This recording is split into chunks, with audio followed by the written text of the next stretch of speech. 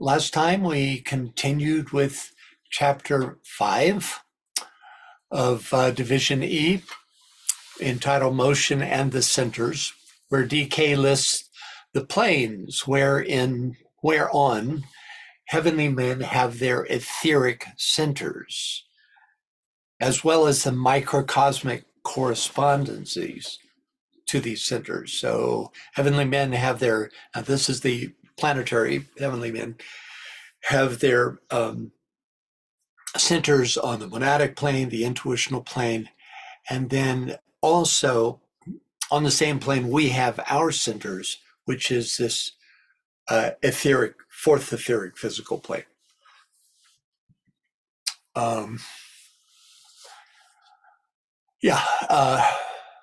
We then learned that the centers are formed entirely of streams of force pouring down from the ego, who transmits this force from the monad, which emphasizes the fact that the centers themselves are not made from physical etheric matter. We tend to think of the etheric body and the centers as being etheric, but they're actually driven by this higher force. DK underscores this statement with another, where he tells us that the centers are, quote, spheres of fire or of pure life force, which are part of an initiate's body of fire, a statement corroborated in 1 Corinthians. DK then lists the three centers that embody the threefold monad: the head, the heart, and the throat centers. We then took a look at the Alta Major Center, which is instrumental in the merging of the fires of matter with the fires of mind. And we ended our last session with yet another statement about the true nature of the centers. Quote, we must disabuse our minds of the idea that these centers are physical things, meaning even etheric. They are whirlpools of force that swirl etheric, astral, and mental matter into activity of some kind. So, even though they swirl etheric, astral, and mental matter, they are themselves forces that are transmitted from the ego, monadic forces transmitted by the ego into our three vehicles. So, and this takes us to where we left off last time. So, could we get a reader for the passage that immediately follows this statement? Reader, please.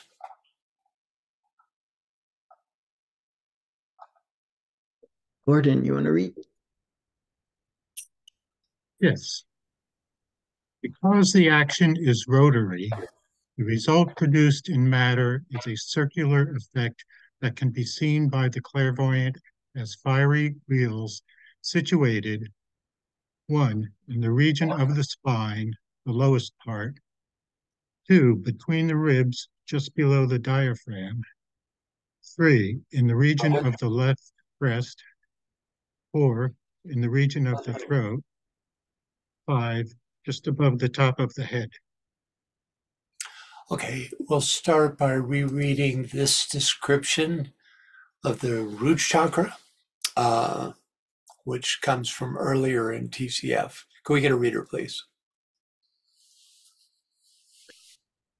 Yeah, Helios voice. You want to read? Okay, can you hear me? Mm-hmm. In the we have the fires of the lower nature, the animal plane, centralized.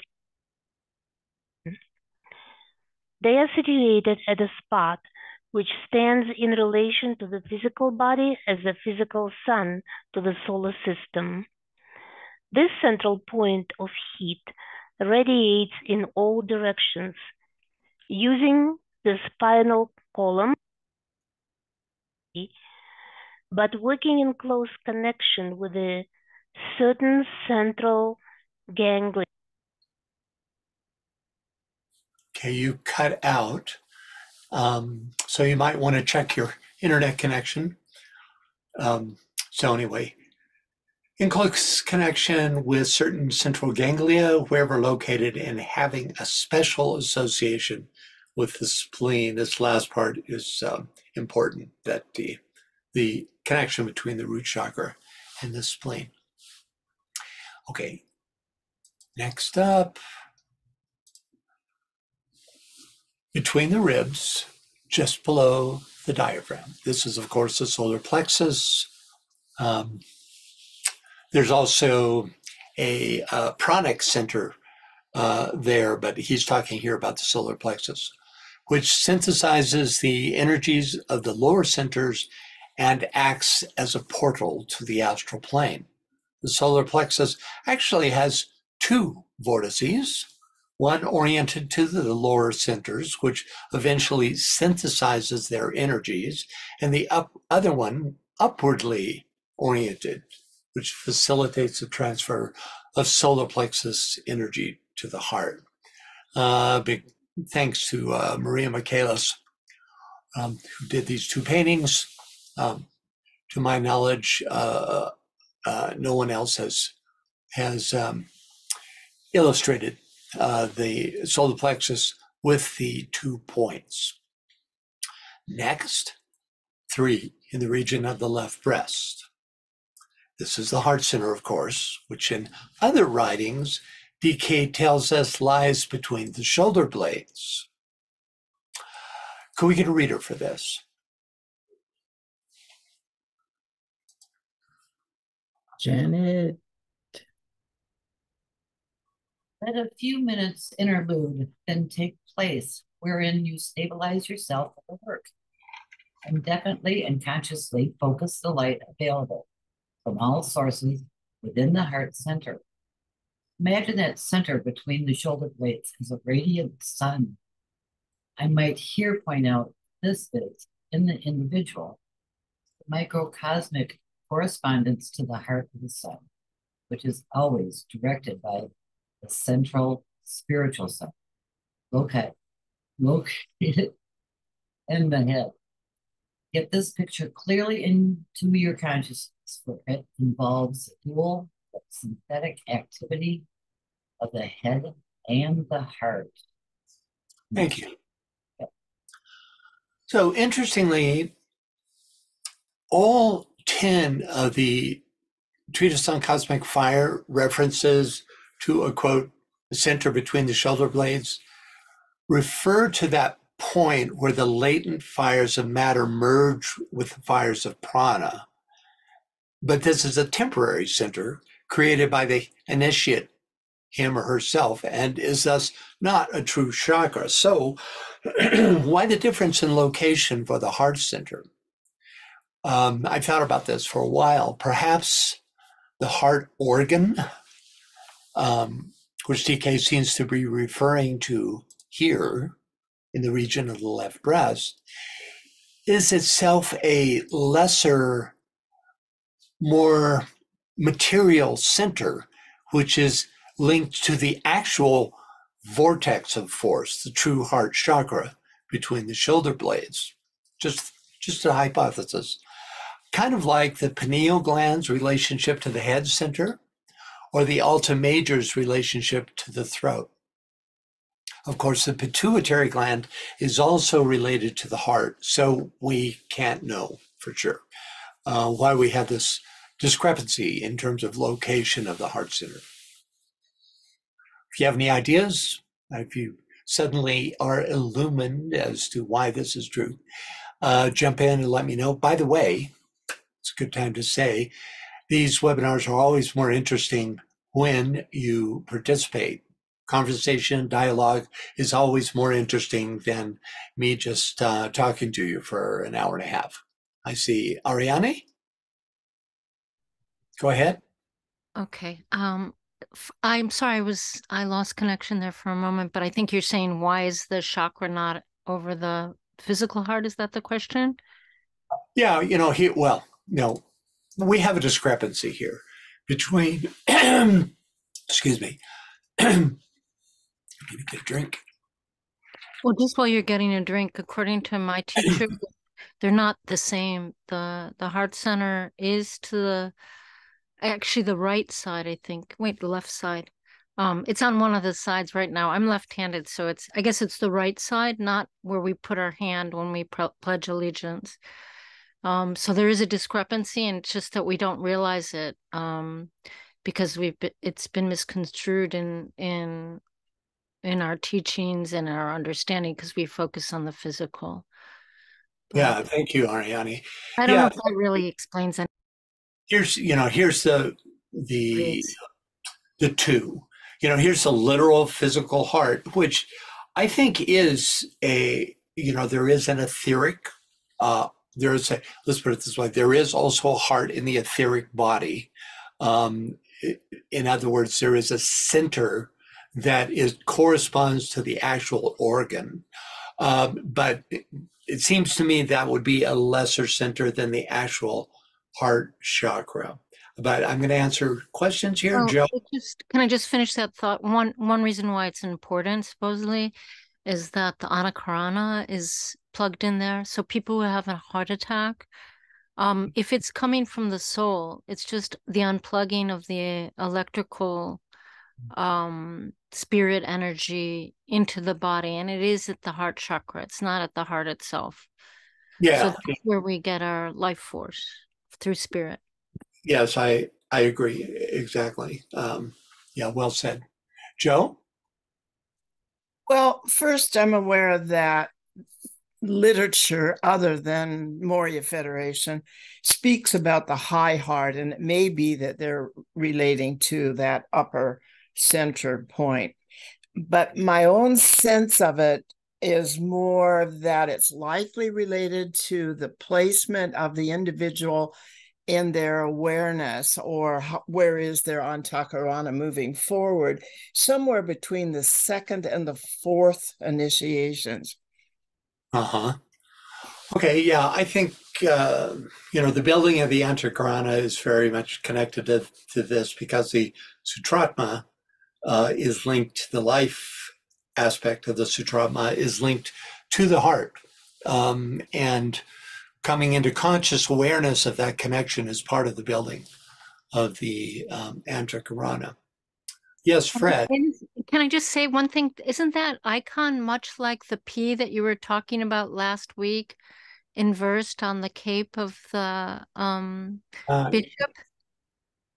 Yeah, if this is, I don't have no Sanskrit. I do know that the word for the heart center in Sanskrit is anahata, which I'm guessing this symbol is a symbol for that word, anahata, Anahata.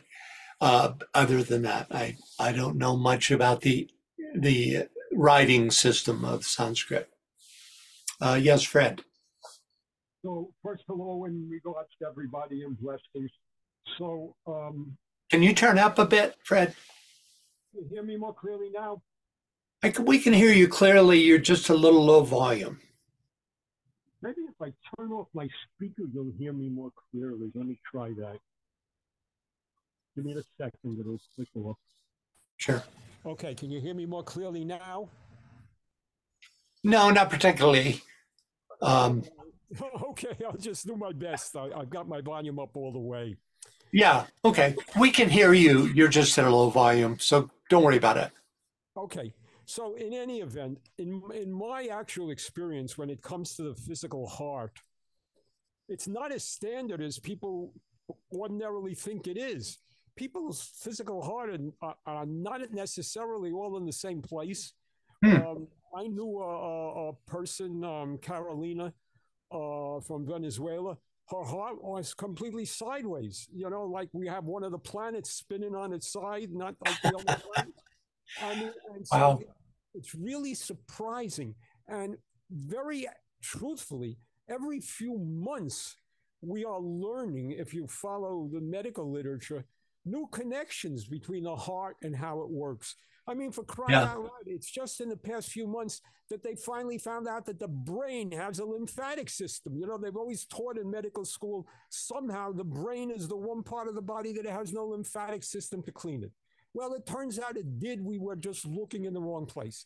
And it just goes on and on and on like Yeah. that with these Yeah. new Yeah. patients they're finding.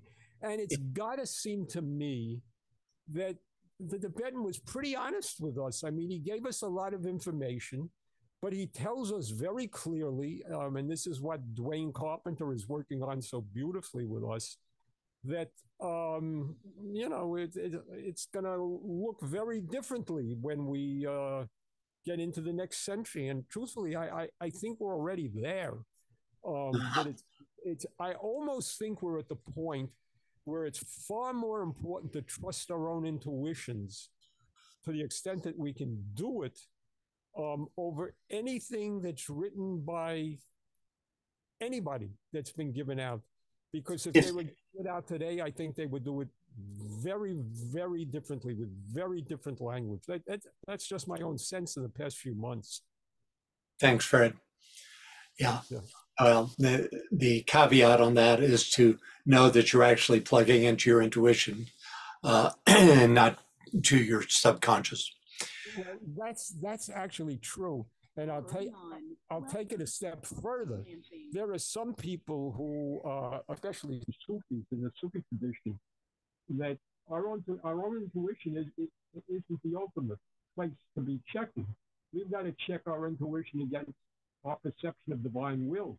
And we have to develop our sense of divine will, which in every instance is correct. And our intuition is still our intuition. It's not divine will. And there's no way to know that except to know it. So you can't, you know, and that's where you get into this. We can't talk about it, this, you know. But anyway, that's just something I'm throwing out there. Yeah, thanks, Fred. Something to work with it. So there it is. Thank you. Yeah, sure. Hi, Tia. How are you? You have a comment, Tia? Let's see if you're unmuted. Tia, I saw you. They can unmute. I think. Okay, now I can. I'm on my phone. I'm on my phone, so it's a little bit difficult. Okay. But I apologize. Can you hear me? Yeah, go ahead. I was going to say, since we're not just dealing with a physical heart, we're dealing with a physical etheric system. And so when you think about the thymus gland and the vagus nerve and how they change in relation to how we evolve, that would have a direct correlation and impact upon the physical heart. And so I do think that the prior comment that says that there is some relation to where we are on the path, that people will be different.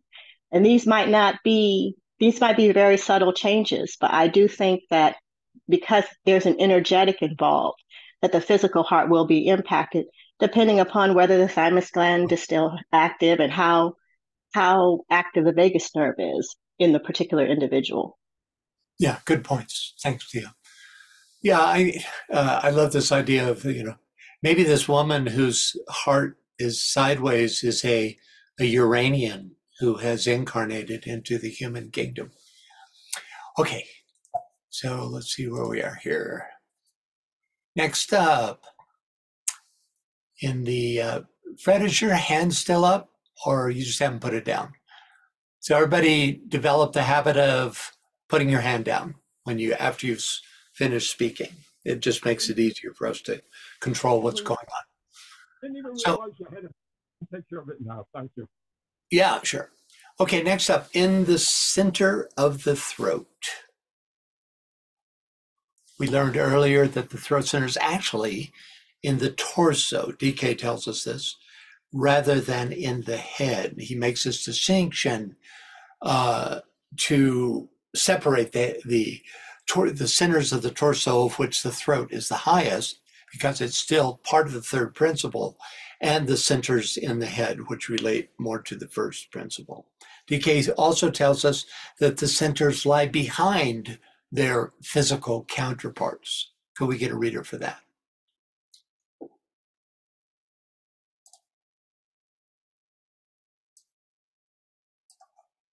I'm ready to read if no one else is. Okay, speak up though. Okay, I'll talk as loud as I can.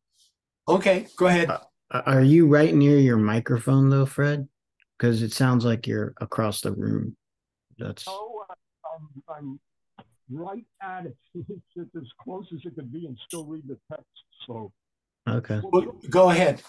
You might go into your sound settings and look at that, see if you can bump up your output.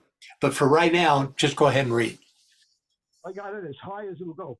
For the next 6 months, send the energy you make contact to the throat center, not to the physical throat, but to the center which lies back of the physical organ up the spine, and yet outside the physical body altogether. This fact should be remembered by all disciples. The 7 energy centers are to be found about 3 inches behind their locations as usually denoted. If this is borne in mind, much physiological danger will be avoided. Discipleship in the New Age, page 264. Thanks, Fred. Yeah, thoughts about this. So, when you're visualizing the centers, though DK doesn't, he recommends not to specifically focus on a center from the point of view of trying to energize it or increase its activity. But he gives a number of meditations and discipleship in the New Age, especially in volume 2, that do involve the centers. So when you're visualizing them, you might want to keep this in mind, that they can be found, the actual centers can be found about 3 inches behind their location, as usually denoted, suggesting that they're behind the spine. Okay.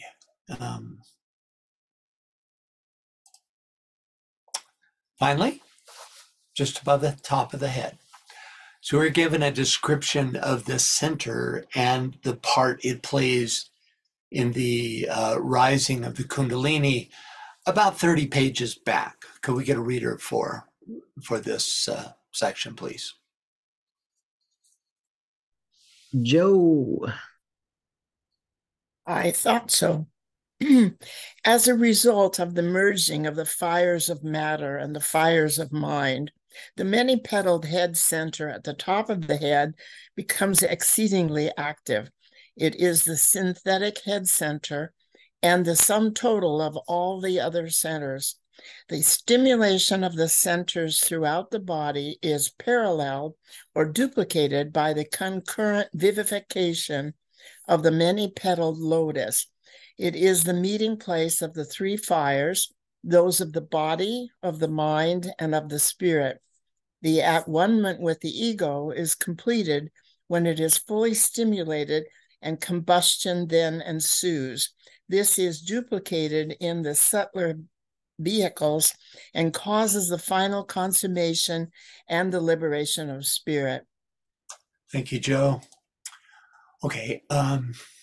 This is duplicated in the subtler vehicles, refers to the head centers in the astral and mental bodies. Okay. Okay, next up, can we get a reader? Oh, I see. Yes, Gordon. So in that list, and I've seen it in some other lists of centers, the ajna center isn't mentioned. Yeah. Is that considered part of the head center, or? Well, it's peculiar, isn't it? He does mention it here, though, as part of the head center, because he here at the bottom of this page, head center in twofold division between the eyebrows. He often connects, in fact, you'll see as we move through the text here, that he correlates the center at the top of the head and this center between the eyebrows. And So I think that's why he didn't mention it in that last much shorter grouping. But here he's going to now expand. Okay. Yeah, there was one comment about the symbol being Anahata and then Sri Yantra Uh-huh. said, my understanding is that each chakra has 7 chakras. So the heart chakra has a heart chakra. So we are 49 chakras in the etheric body. That's not a teaching I've heard. But, you can see each, that's the one who becomes 7 is always in the outer demonstration of its essential nature. So from that point of view, for instance, you could see any center expressing itself in a 7-fold way. That would be determined somewhat by the ray coloration of those 7 ways. But I would stop short of saying that means that there's actually 7 chakras or 7 centers associated with each center. But anyway. And I didn't leave you out, Helios. I think we just dealt with that evolutionary part of it. So, okay. Her comment was around the evolution based on the location, based on the evolution of your. Yeah, we'll be getting into this evolution. That's going to be one of the main points of this subheading, the nature of the centers. So, can we get a reader for this, please? Maria Cristina.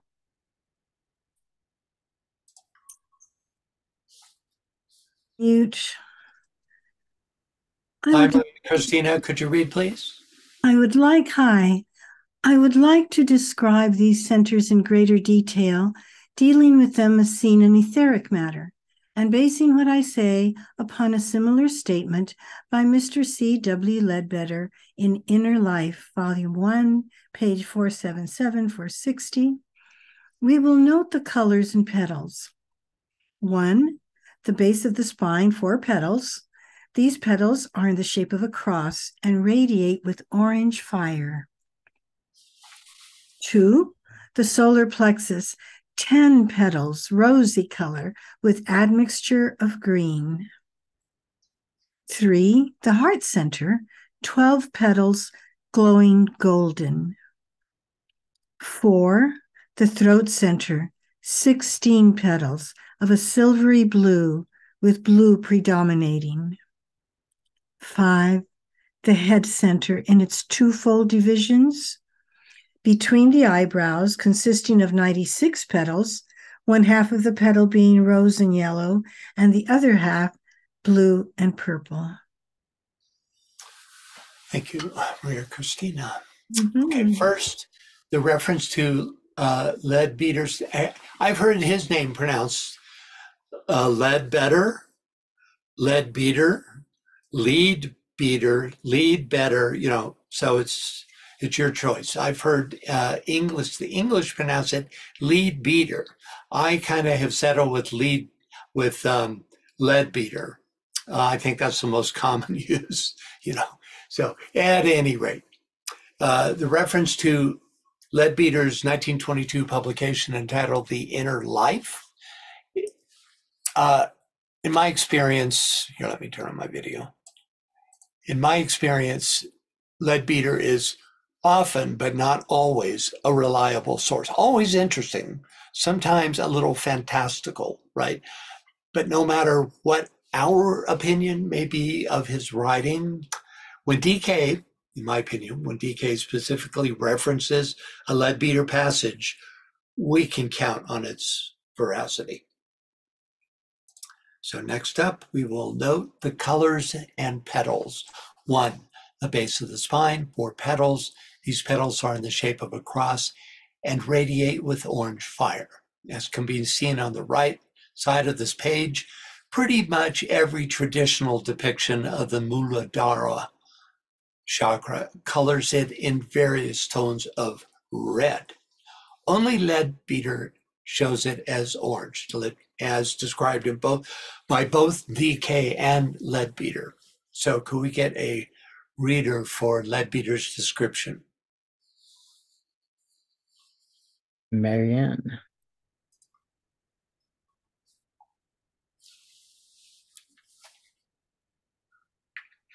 The root chakra, the first center, the basic, at the base of the spine has a primary force which radiates out in four spokes and therefore arranges its undulations so as to give the effect of its being divided into quadrants, alternately red and orange in hue with hollows between them.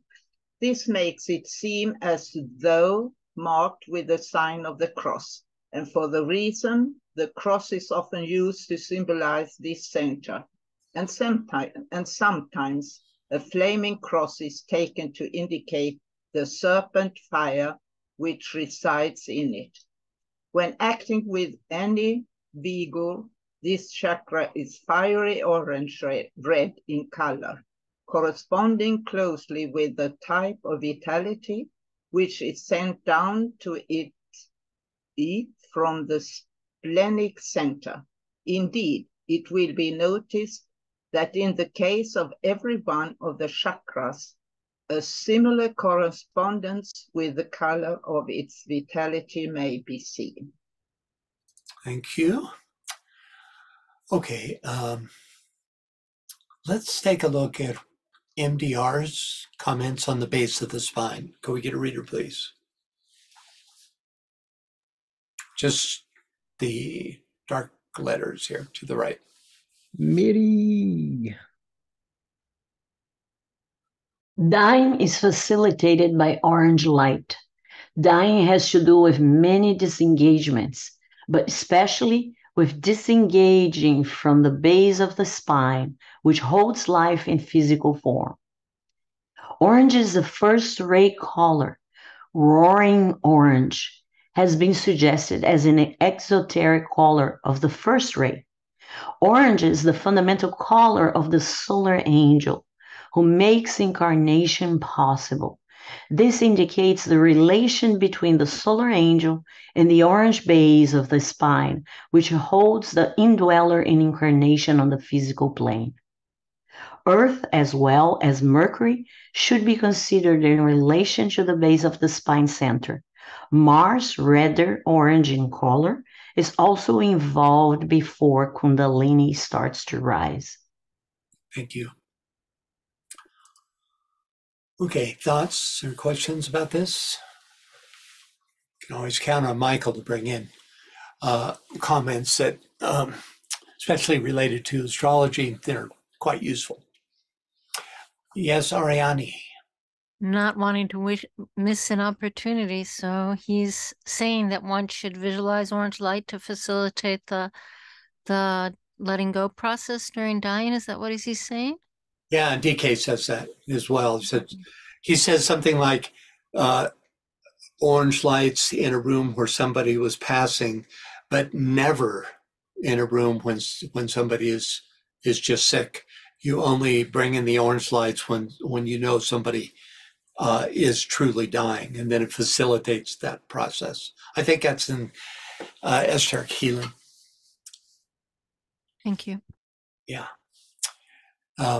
Okay, any other thoughts? Next, the solar plexus, 10 petals, rosy color with admixture of green. Unfortunately, Leadbeater was restricted by the color reproduction capabilities available in 1922 when his book came out. But we do see in his illustration an alternation of rose and green in this whirling vortex, which is confirmed by Leadbeater's accompanying text. Could we get a reader, please?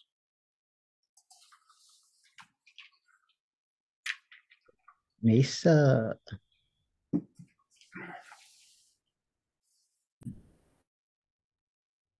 There we go. The navel chakra. The third center, the umbilical at the navel or solar plexus receives a primary force with 10 radiations. So it vibrates in such a manner as to divide itself into 10 undulations or petals. It's very closely associated with feelings and emotions of various kinds. Its predominant color is a curious blending of several shades of red, though there's also a great deal of green in it. The divisions are alternately chiefly red and chiefly green. Thank you. So the traditional depictions shown here, right, are invariably incorrect. They almost always color the solar plexus yellow or gold. Okay, next. The heart center, 12 petals glowing golden. Leadbeater says the fourth center, the cardiac at the heart, is of glowing golden color, and each of its quadrants is divided into 3 parts, which gives its 12 undulations because its primary force makes for it 12 spokes. Traditional depictions show the heart in various shades of green, thus reversing the true colors of the heart and solar plexus. So you see up here on the top, you have the true colors, right? I literally have to take these centers into Photoshop and recolor them. You can't find them in this color. And then these are how they are incorrectly shown. Yes, Scott. Going back to the previous center there, no distinction seems to be being made here between the solar plexus and the navel.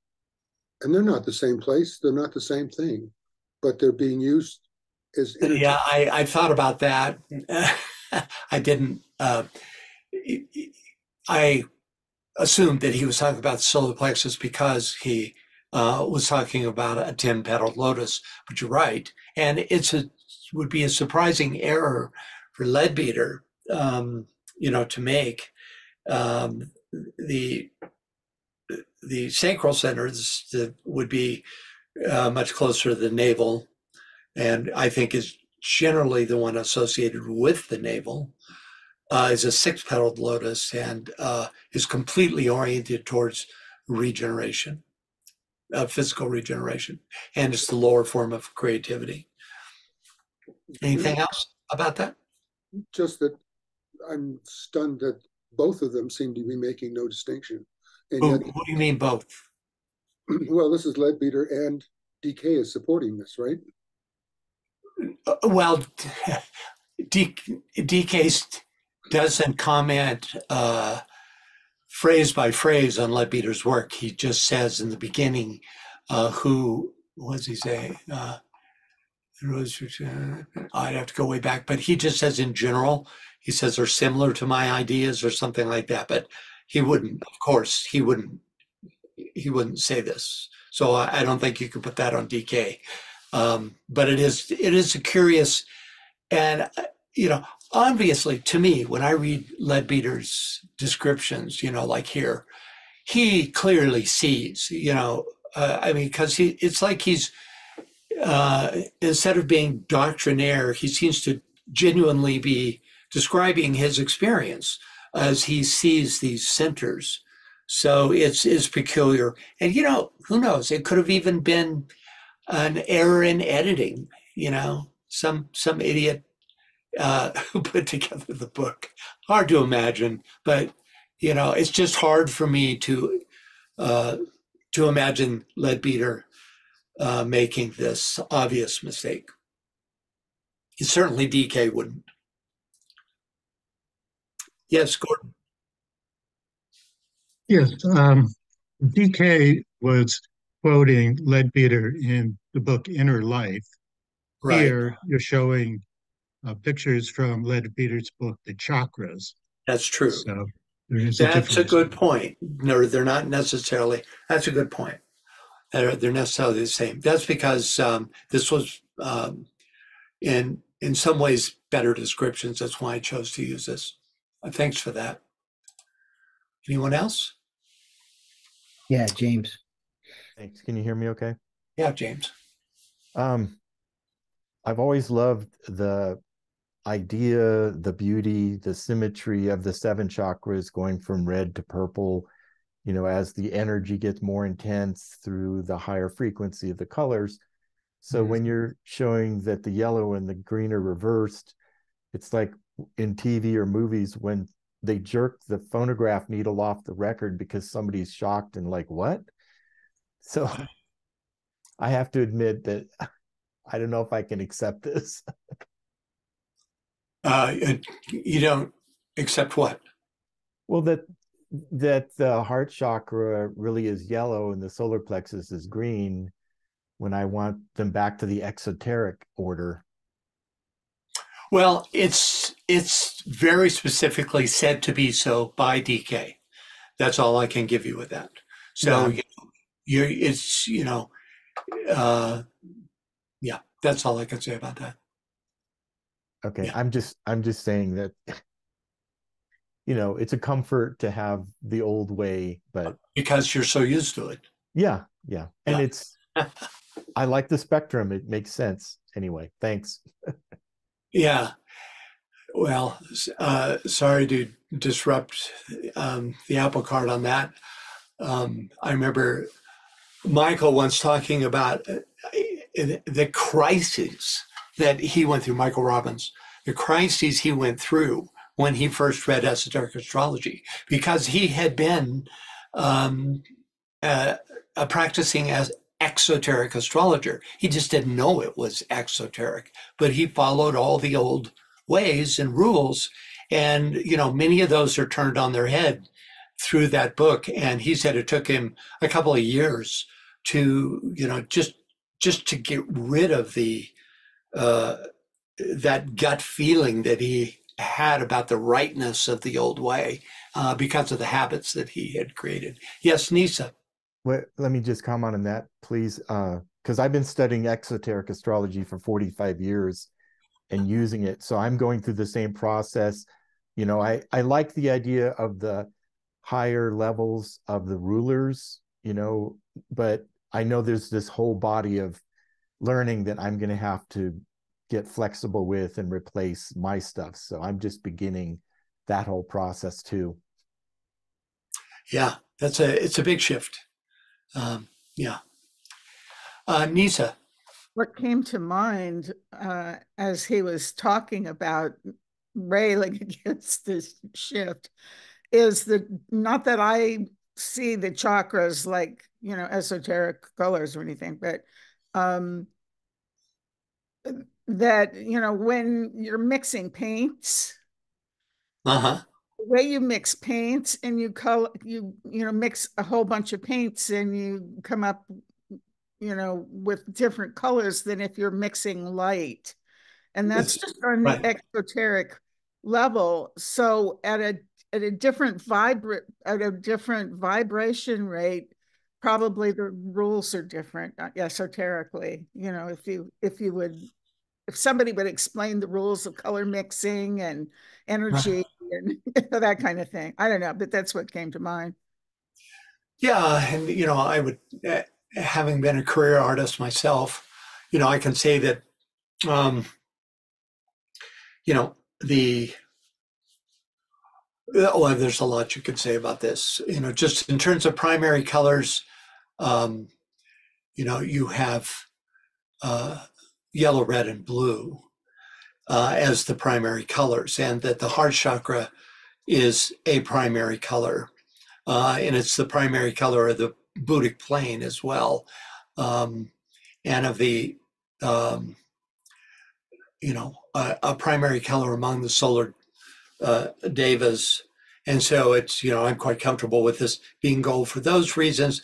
And also that the green is the third aspect, the color of the third ray, color of the third aspect. So it makes sense to me that that great ruler of the lower self would be represented in green. And there's a lot more that could be said, but I'll leave it at that. Thank you, Nisa. Okay, let's see where we are here. Okay.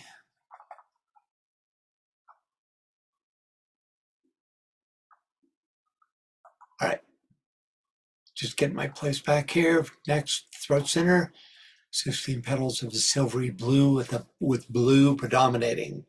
So can we get a writer for this, please? Yeah, Scott, you want to read? Sure. The throat chakra. The fifth center, laryngeal, at the throat, has 16 spokes and therefore 16 apparent divisions.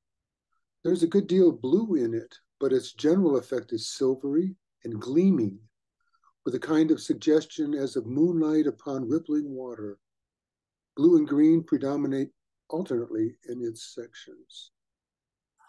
Obviously, the printer and the writer are not on the same page, right?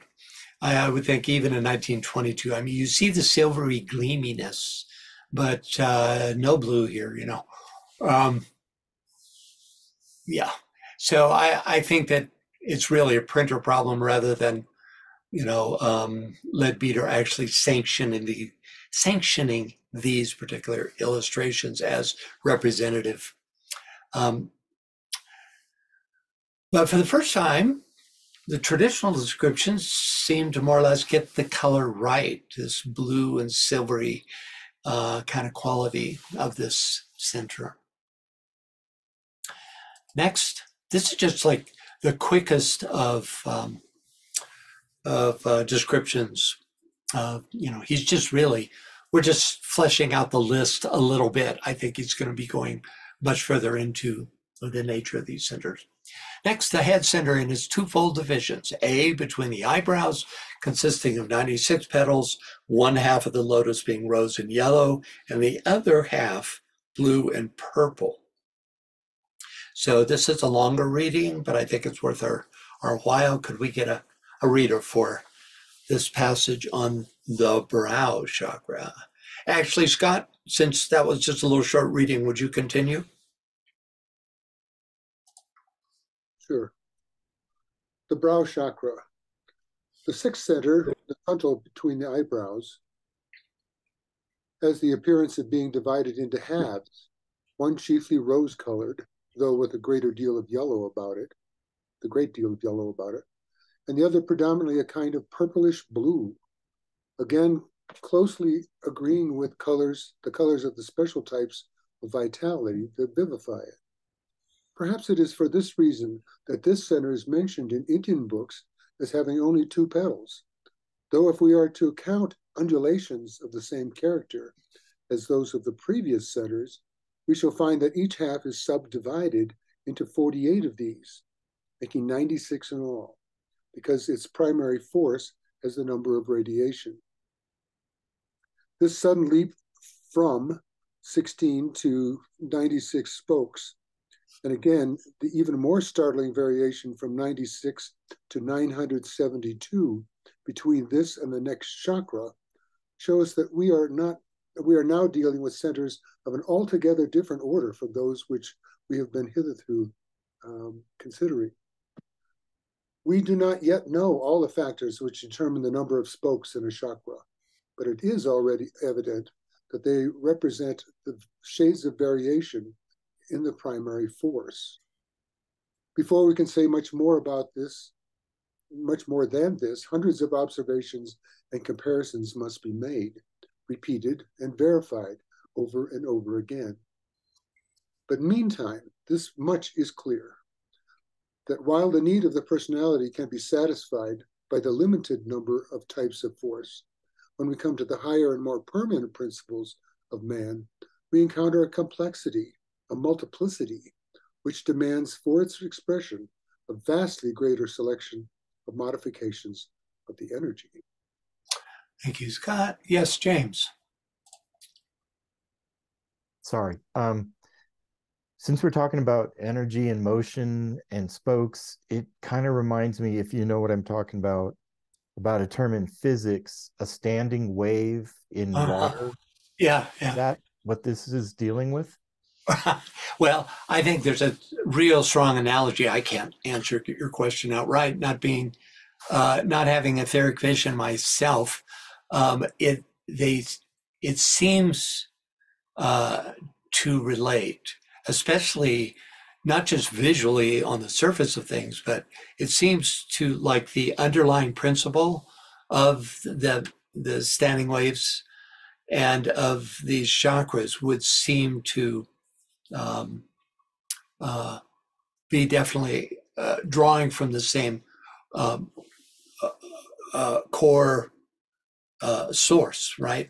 Also, I think when you see like the spokes of a bicycle wheel turning and suddenly they stop and then they seem to like rotate backwards, I think that kind of phenomena also would be experienced in viewing the centers. So, real good point, Yeah, James. thanks. And I just thought maybe many people don't know what a standing wave is.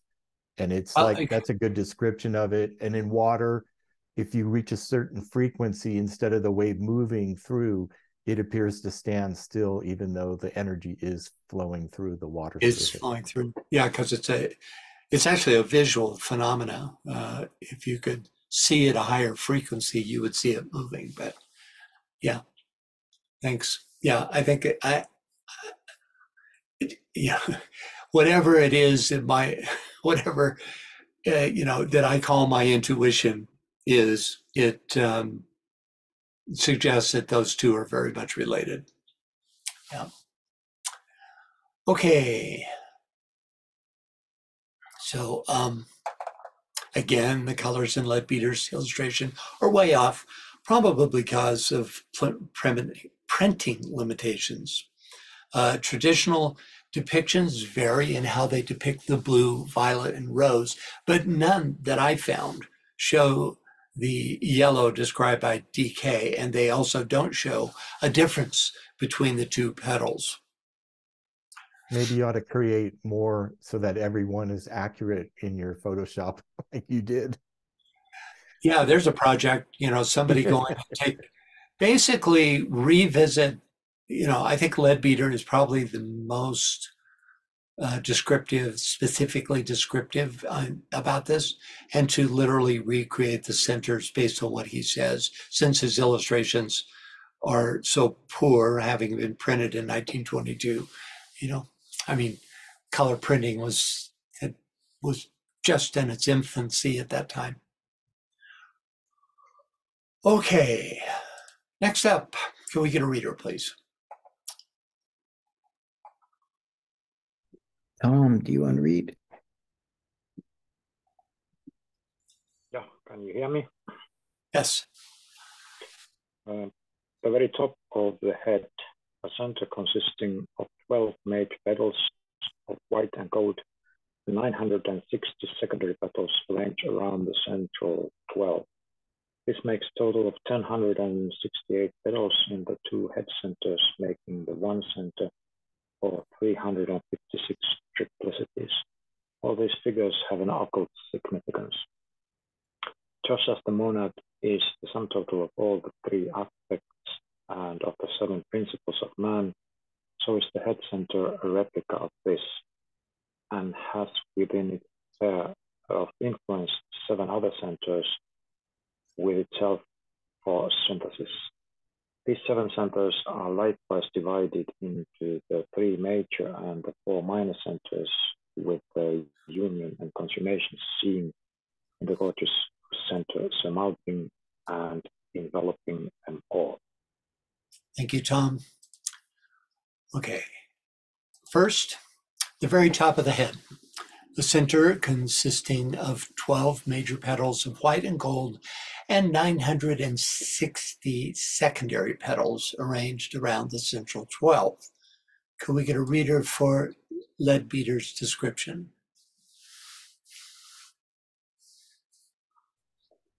Yes, and Veronica. Hello. I am Veronica. The crown chakra, the 7th center, the coronal at the top of the head, is when stirred into full activity, the most resplendent of all, full of indescribable chromatic effects, vibrating with almost inconceivable rapidity. It seems to contain all sorts of prismatic hues, but is on the whole predominantly violet. It is described in Indian books as 1,000 petals, and really this is not very far from the truth. The number of the radiations of its primary force in the outer circle being 960. Every line of this will be seen faithfully reproduced in a frontispiece, though it is hardly possible to give the effect of the separate petals.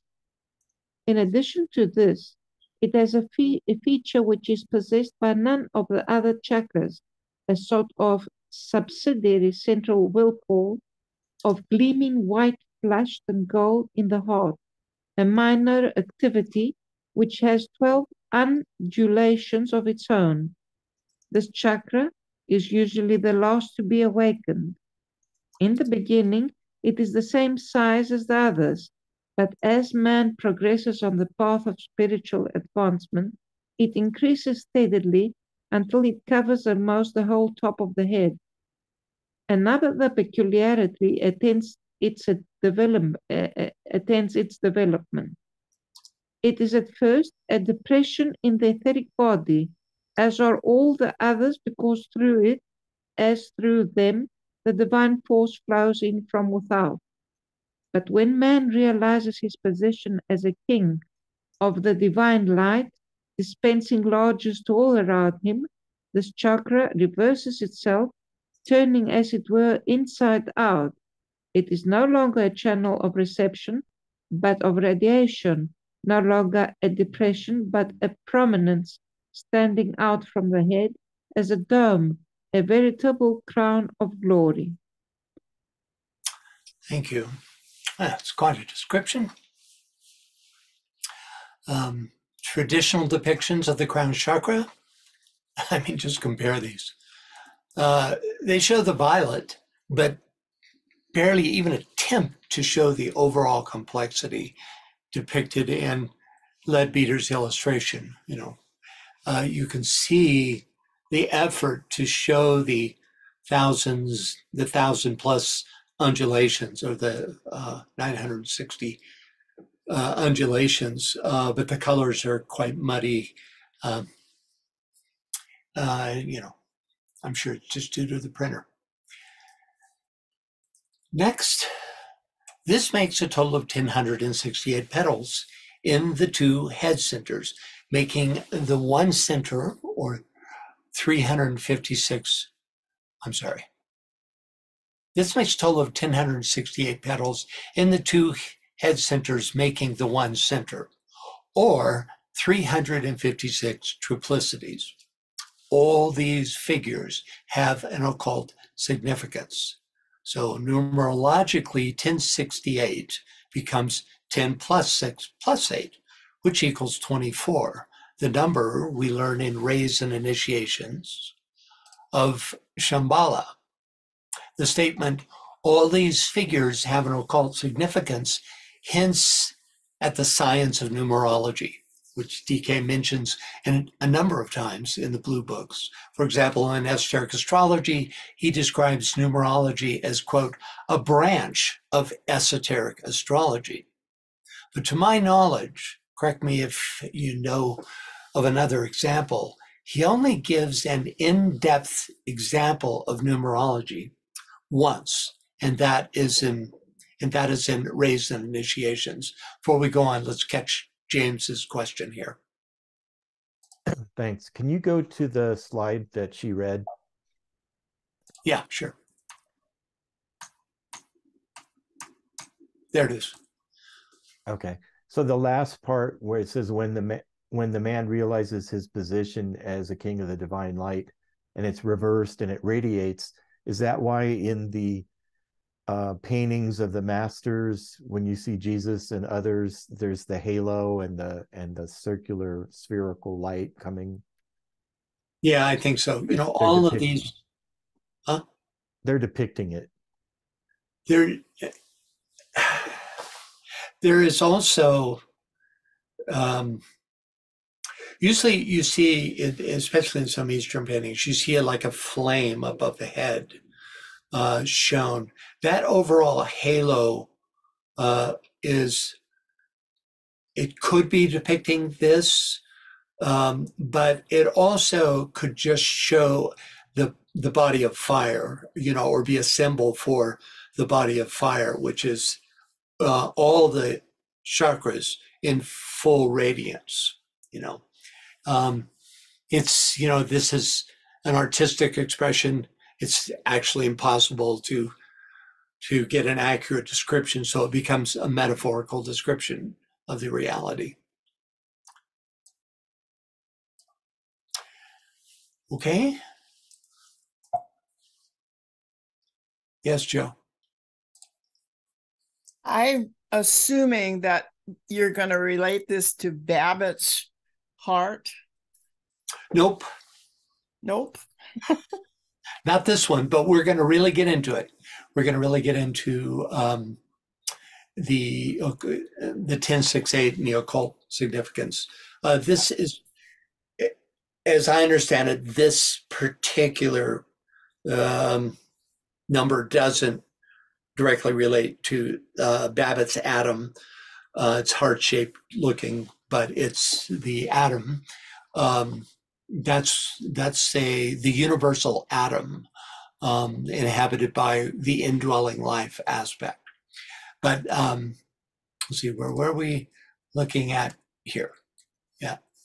So numerologically, 1068 becomes the 10 plus 6 plus 8, which equals 24, the number we learn in raised initiations of Shambhala. The statement, all these figures have an occult significance, hints at the science of numerology, which DK mentions. I read this. Let's see here. So since DK stresses the importance of number throughout his works, sometimes giving whole lists of, for instance, the related fours. And I remember there's another list of all the related fives, right?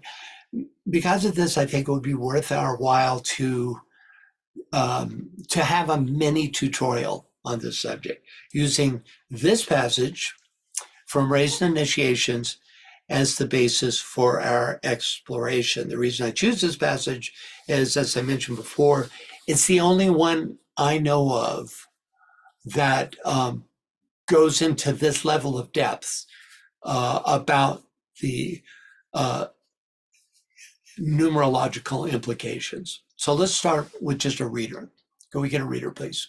So I'm going to be handling this exactly like I have in the text, taking it line by line. And this will take the rest of this webinar and most, if not all, of the next one. So buckle up. Can we get a reader, please? Gordon, you want to read? Okay. Let it evoke response from the bright center lying far ahead. To this center, we give the name Shambhala, the component of letters which are numerically SHAMBALLA, or 181421331. This word equals the number 24, which in its turn equals 6. I would call your attention to the fact that the word has in it 9 letters, and as you know, 9 is a number of initiation. The goal of all the initiatory process is to admit mankind into realization and identification with the will or purpose of deity. The number 6 is the number of form or of manifestation, which is the agent or medium through which this realization comes and by which the consciousness is unfolded so that it can become the foundation of the higher process, which is instituted at the third initiation. Thank you. So, first, let it evoke response from the bright center lying far ahead. To this center, we give the name Shambhala, the component letters of which are numerically Shamballa or 181421331. This word equals the number 24, which in its turn equals 6. Okay, first of all, the very fact that DK gives this example confirms the reality of esoteric numerology, and thus tacitly suggests that we consider the numerical relation of all aspects of DK's teachings, including the numerical composition of names, not just Shambhala, but other names as well. Second, and more specifically, it's no coincidence that both the name Shambhala and the number of petals in the two head centers, 1068, reduce to 24. In both cases, we have a demonstration of the first principle of deity. In one instance, we have the head center of a human being. In the other, the head center of our planet. Note the close relation between the two sets of numbers. In both, we have 10 as the number of the perfected human being. Addition is allowed in DK esoteric numerology. So here we get 10 by adding 1 plus 8 plus 1. 6 as the number of form, and 8 as the number of the hierarchy, thus representing spirit, soul, and form in both sets of numbers. Since the head center, in whether planetary or in a human being, is synthesizing, you see that here we have a synthesis of the three principles. We can even make a sentence out of this, saying this number by saying, through an initiate's domination of the form aspect, the perfected human being finds his or her place in the hierarchy. And you can see the number relationship. Any thoughts or questions? Okay. Next, I would call your attention to the fact that the word Shambhala has in it 9 letters. And as you know, 9 is the number of initiation. The goal of all of the initiatory process is to admit mankind into realization of and identification with the will or purpose of deity. So the 9 of initiation is directly related to the 9 sounds that make up the 3rd letter of the sacred word Om. Of these, DK says, the final 9 sounds produce spiritual synthesis and the dissociation of the spirit from the form. We have a correspondence in the 9 initiations, each initiation marking a more perfect union of the self with the all self and a further liberation from the trammels of matter. We find another important demonstration of the consummating power of the number 9 in the unfolding of the 9 petals of the egoic lotus, of which DK says, when a man has awakened the 9 fires and has unfolded the 9 petals, and when he has received the stimulus which is imparted at initiation through being brought into conscious contact with the electric spark of his own particular heavenly man, they all blend and merge. In other words, the 9 becomes the 10, which becomes the 1. The subjective quality of the number 9 is, at least to my mind, illustrated by the 9th arcanum of the Bota Tarot. Bota stands for Builders of the Aditum, which depicts a master holding a lantern so that others may make their way to the top of the mountain. Note the yod representing pure spirit that forms the hermit's hat, and the six-pointed star, which in this context represents the light of the above, illuminating the way of those who tread below. Finally,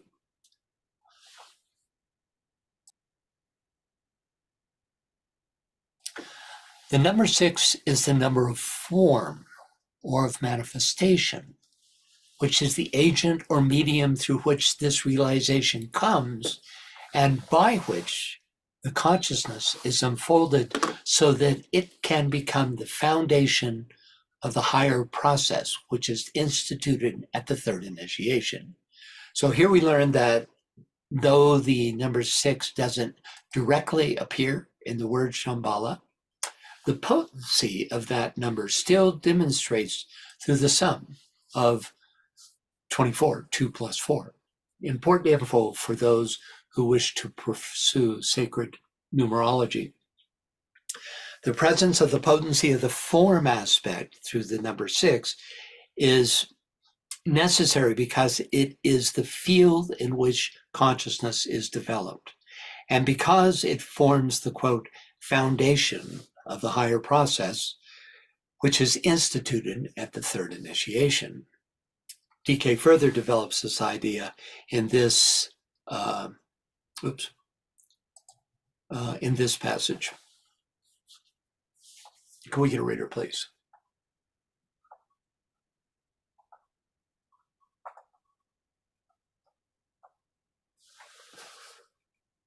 Helios.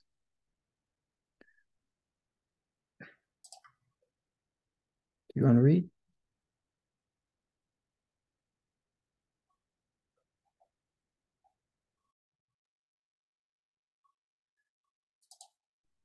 Is Helios there? Michael, I'll go ahead and read, if All that's right. okay.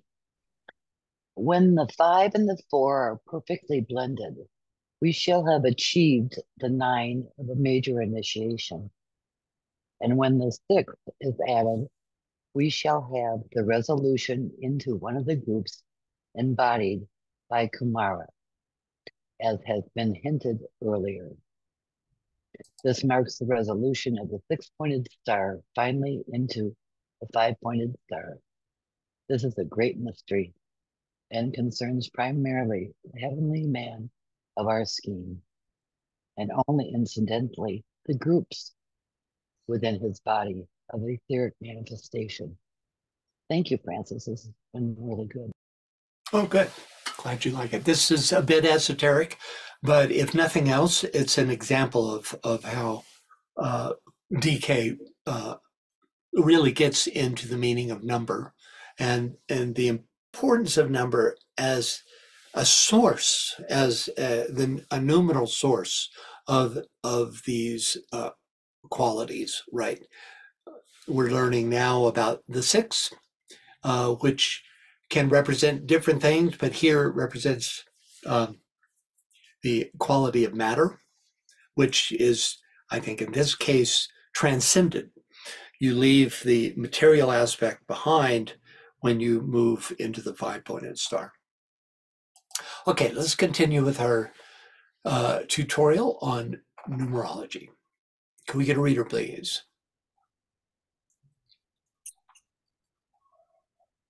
Joe. That initiation, the third, is closely related to the third major center, Shambhala. It is the third from the angle of man's perception and understanding, but the first from the angle of deity itself. Again, 6 being the number of the 6th ray, it is therefore the number of idealism and of that driving force which makes mankind move forward upon the path and in response to the vision and press upward towards the light. It is in reality devotion to an unseen goal, ever on ahead, and an unswerving recognition of the objective. Like all other divine qualities, it has its material counterpart And that is why 666 is regarded as the number of the beast or of materialism, the number of the dominance of the three worlds prior to the process of reorientation, and the expression of developed idealism and purpose. Thank you, Joe. So first, that initiation, the third, is closely related to the third major center, Shambhala. It is the third from the angle of man's perception and understanding, but the first from the angle of deity itself. Again, DK emphasizes the importance of numerical relation here between the third initiation and Shambhala as the, quote, third major center. Third, that is, in the unfolding experience of the initiate. Next. 6 being the number of the sixth ray, it is therefore the number of idealism and of that driving force which makes mankind move forward upon the path and in response to the vision and press upward towards the light.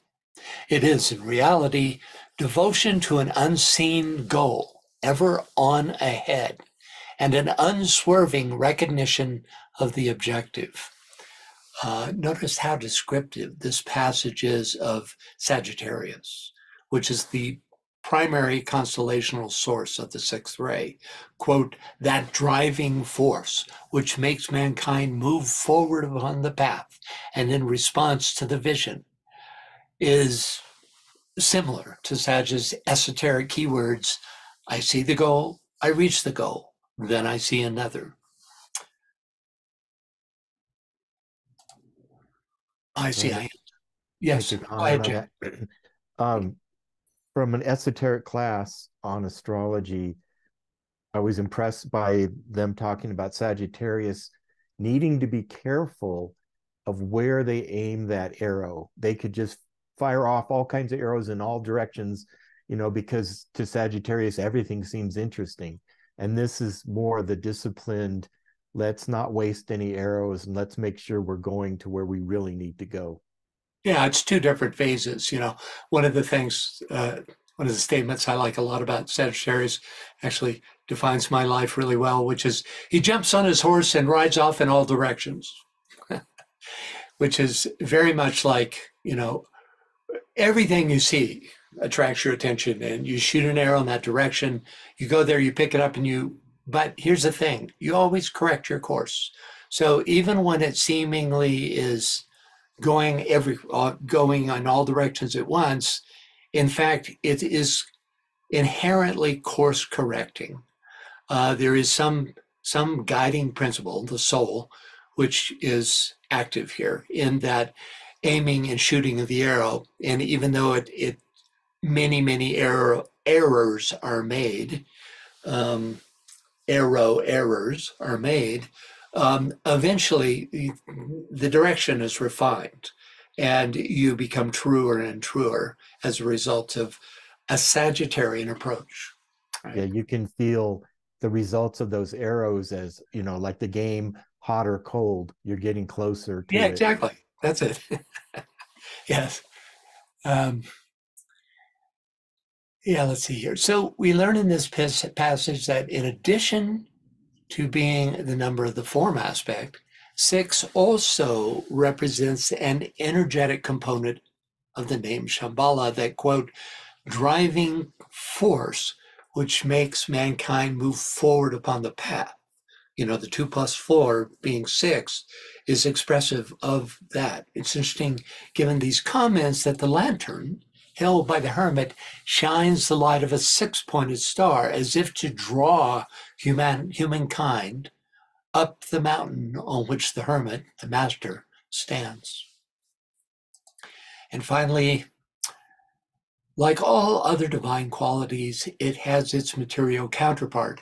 And that is why 666 is regarded as the number of the beast of materialism, the number of the dominance of the 3 worlds prior to the process of reorientation and the expression of developed idealism and purpose. So 6 plus 6, which equals 18, relates to the lowest 18 subplanes of the lower quaternary, the realm of Maya, glamour, and illusion. Thus, 18 is appropriately also the number of the moon arcanum of the Tarot, representing the sublunary realm of Maya, illusion, and glamour. Okay. Next up. Yeah, Scott. One of the things we parsed out many years ago when we first looked at this was also looking at tying these in with the tarot cards and the fact that 18 is the 666. Yeah, exactly. And it's the moon card. So we think of the nature of the body for 666. And also, I don't know, maybe you'll do this. I don't want to spoil this, but this idea of one aspect of looking at 666 is the Christ and the human and the three different levels. 666. Right, and 6 expressing differently at each level. Yeah, that's not the 666 of the beast. That would be another way of going. Christ, man, and the beast, looking at it as 6, 6, and 6. 1, 600, 160, 1, 6. Right. Right, yeah. Yeah, and there's also, the illustration on your screen now. Another way of looking at this is, and I didn't create it, but would be to have the 6 lowest subplanes of each of the lowest 3 planes. That has some problems because the second and third subplane of the mental plane are the source of the causal body, and you're already well on your way, guided by the higher realities, the soul, etc. It's effective from the point of view of you're leaving out the source energy of each plane, which is always sacred. The highest subplane of each plane is not subject to these Maya, glamour, and illusions, but is the source of the energy of that subplane. It's only in the manifestations of that subplane where error comes in. So there's not really a pure form of describing the 666 in terms of these subplanes, but you get the idea, especially of the 18 lowest subplanes, more or less, and especially of the 18 representing sublunary consciousness. Okay, so moving on, DK takes us further into the meaning of the number 24. Can we get a reader, please?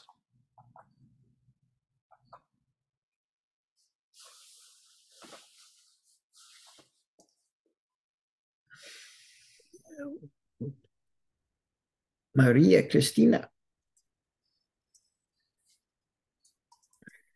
The number 24 is of deep interest, expressing as it does the double 12, the greater and the lesser zodiac.